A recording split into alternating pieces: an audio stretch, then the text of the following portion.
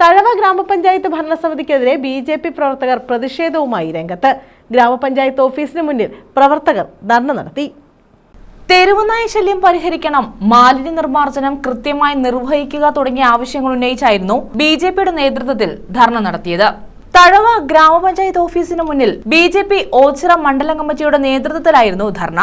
ഓച്ചിറ മണ്ഡലം പ്രസിഡന്റ് വിജു കിളിയന്തറ ഉദ്ഘാടനം ചെയ്തു.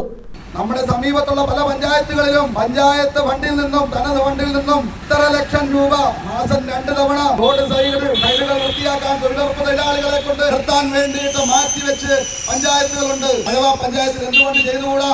അപ്പോ കേന്ദ്ര സർക്കാരിന്റെ പദ്ധതികൾ അട്ടിമറിക്കുക, കേന്ദ്ര സർക്കാർ ചെയ്യുന്ന പദ്ധതികൾ സാധാരണ ജനങ്ങളിൽ എത്തിക്കാതിരിക്കുക, കേന്ദ്ര സർക്കാരെ പറ്റി ആവശ്യമില്ലാത്ത തെറ്റിദ്ധാരണകൾ സാധാരണപ്പെട്ട ജനങ്ങളിലേക്ക് എത്തിക്കുക എന്നുള്ള ജോലിയാണ് നമ്മുടെ തഴവ പഞ്ചായത്ത് പോലുള്ള CPM കോൺഗ്രസും ഭരിച്ചുകൊണ്ടിരിക്കുന്ന പഞ്ചായത്തുകളിൽ നാളിത് വരെ നടന്നുകൊണ്ടിരിക്കുന്നത്.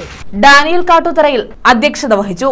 ശംഭു, അഡ്വക്കേറ്റ് അജയകുമാർ വാഴപ്പള്ളി, പ്രകാശ് പാപ്പാടി, മോഹനൻ പിള്ള, ശങ്കരൻകുട്ടി, ഷിജു പാവുമ്പ, അഞ്ജലി ശ്രീകുമാർ, സൗമ്യ, KC മണി, ഓമനക്കുട്ടൻ, സുശീലാമ്മ, സന്ധ്യ, സുമേഷ് തുടങ്ങിയവർ പങ്കെടുത്തു.